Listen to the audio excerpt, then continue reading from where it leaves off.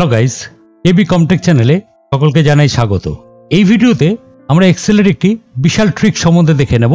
এখানে আমরা এমন একটি শর্টকাটের ব্যবহার করব, যে শর্টকাটটি ব্যবহার করলে আপনার অনেক ক্ষেত্রে অনেক কাজ খুব তাড়াতাড়ি হয়ে যাবে, যেটা অনেকক্ষণ ধরে করতে হয় সেটা কিন্তু ক্ষণিকের মধ্যে হয়ে যাবে, এবং যার জন্য আপনাকে কোনো রকম ফর্মুলা বা ফাংশনও ব্যবহার করার দরকার নেই, খুব চটজলদি সে কাজটা হয়ে যাবে। তাহলে ভিডিওটি স্কিপ না করে অবশ্যই পুরো দেখুন। তাহলে এখানে ওই যে শর্টকাট কিটি, সেই শর্টকাট কিটি ট্রিকগুলি সম্বন্ধে আপনারা বিস্তারিতভাবে জানতে পারবেন। তাহলে চলুন শুরু করা যাক এই ভিডিওটি।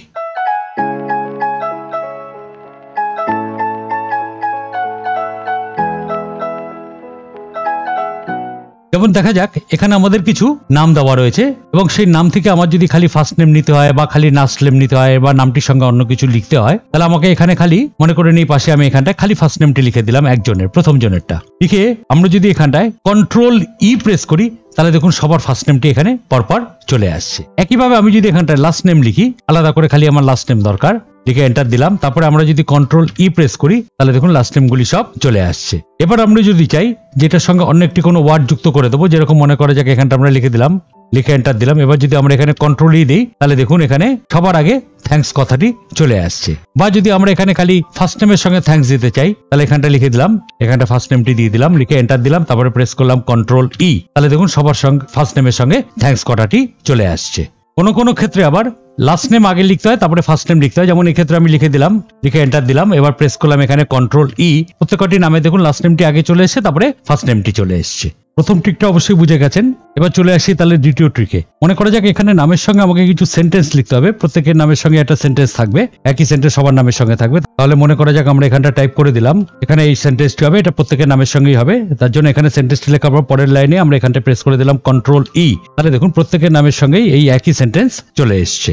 এবার চলে আসছি তৃতীয় ট্রিকে। মনে করা যাক আমাদের এখানে দরকার পড়লো যে প্রথম নামটি আলাদা থাকবে এবং দ্বিতীয় মানে অর্থাৎ সান নেমটি ব্র্যাকেটের মধ্যে থাকবে। তাহলে আমরা এখানটা লিখে নিলাম, এবার ব্র্যাকেটের মধ্যে এখানটায় লিখে দিলাম টাইটেলটি, লিখে এন্টার দিলাম। তারপর আমরা যদি এখান থেকে আবার কন্ট্রোল ই প্রেস করি, তাহলে দেখুন সবকটা সেকেন্ড নামগুলি ব্র্যাকেটের মধ্যে চলে এসছে। এবার চলে আসছি চতুর্থ ট্রিকে। মনে করা যাক এখানে আমাদের আলাদা আলাদা করে ইয়ার, মান্থ আর ডে দেওয়া আছে। আমাকে এগুলি মিলিয়ে একটি ডেট করতে বলা হলো, যে ডেট ফরম্যাটে আমি লিখতে চাই যে আগে ডে আসবে, তারপরে মান্থ আসবে, তারপরে ইয়ার আসবে। আমরা এখানটা লিখে দিলাম 25/8/2014, লিখে আমি এন্টার দিলাম। দেওয়ার পর এবার যদি আমরা এখানে কন্ট্রোল ই দিই, তাহলে দেখুন সবকটা ডেট এইভাবে চলে এসে। এছাড়াও আমরা যদি পাশে এখানে দেখুন আমরা যদি স্ল্যাশ লাগিয়ে ডেট দিই, যদি ধরা যায় দিলাম 25/8/2014, লিখে আমরা এরপর যদি আবার কন্ট্রোল ই দিই, তাহলে দেখুন এরকম অবলিক লাগিয়ে সবকটা ডেট চলে আসছে।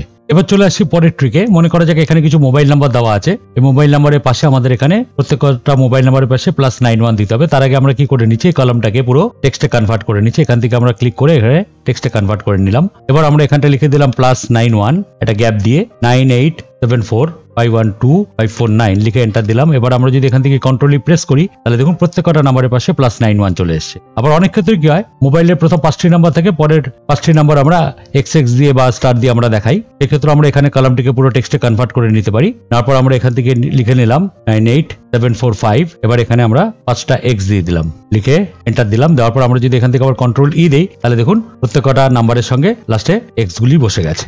এবার পরের ট্রিকটিতে চলে আসছি। মনে করা যাক এখানে কিছু কোডস লেখা আছে, এবার এখান থেকে আমাদের খালি সালটাকে বার করে নিতে হবে। তার জন্য আমরা খালি লাস্টের সালগুলি লিখে দিলাম, একটা লিখলাম 1994, লিখে এন্টার দিলাম। এবার যদি আমরা কন্ট্রোল ই প্রেস করি, তাহলে দেখুন প্রত্যেকটা থেকে সালগুলি আলাদা হয়ে গেছে। আর যদি আমরা চাই যে এখানে যে কোডটি দেওয়া আছে তার মাঝখানে একটা স্পেস হবে, যেরকম মনে করা যাক আমরা এখানটা লিখলাম। এবার যদি আমরা কন্ট্রোল ই প্রেস করি, তাহলে দেখুন প্রত্যেকটা কোড এবং সালের মাঝখানে একটা করে গ্যাপ চলে এসছে। এছাড়াও আমরা যদি চাই যে এখানে প্রত্যেকটা লেটারের মাঝখানে একটা করে গ্যাপ হবে, এটাকে আমরা কপি করে এখান থেকে পেস্ট করে দিলাম। এবার এখানে ডবল ক্লিক করে প্রত্যেকটা লেটারের মাঝখানে একটা করে পেজ দিয়ে দিলাম, লেটার আর নাম্বারের মাঝখানে।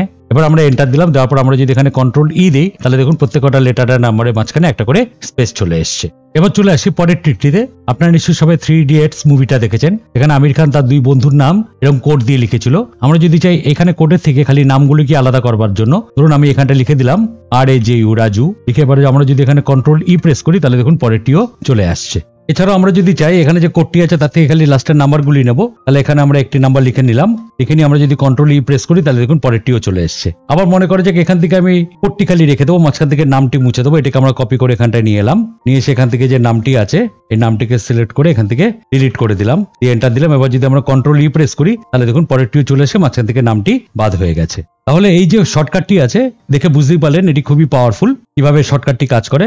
ভিডিওটি যদি ভালো লেগে থাকে তাহলে অবশ্যই লাইক, শেয়ার এবং সাবস্ক্রাইব করবেন, আর কমেন্ট করে অবশ্যই জানাবেন ভিডিওটি কেমন লাগলো। এবার লাস্টে আরেকটি চলে আসছি একটি খুব সুপার ট্রিকে। এখানে কিছু বাংলায় নাম দেওয়া আছে, এবার আমরা সেগুলোকে ইংলিশে কনভার্ট করে নেব। বাংলায় নামগুলোকে ইংলিশে কনভার্ট করার জন্য আমরা এখান থেকে এটাকে পুরো সিলেক্ট করে নিয়ে এটাকে রাইট বাটন ক্লিক করে এখান থেকে আমরা যদি ট্রান্সলেট অপশনে ক্লিক করি তাহলে সবকটি নাম ইংলিশে কনভার্ট হয়ে যাবে। এবার কনভার্ট করে নেওয়ার পর আমরা যদি এখানটায় কোনো ইমেল আইডি দিতে চাই, আমরা এখানটায় লিখে নিলাম। লেখার পর আমরা যদি এখানে কন্ট্রোল ই প্রেস করি তাহলে দেখুন সবার নামের সঙ্গে এখানে ইমেল আইডি তৈরি হয়ে গেছে। ভিডিওটি ভালো লেগে থাকলে অবশ্যই লাইক, শেয়ার এবং সাবস্ক্রাইব করবেন, আর কমেন্ট করে অবশ্যই জানাবেন ভিডিওটি কেমন লাগলো। পরবর্তী ভিডিও খুব তাড়াতাড়ি নিয়ে আসছি, সঙ্গে থাকুন।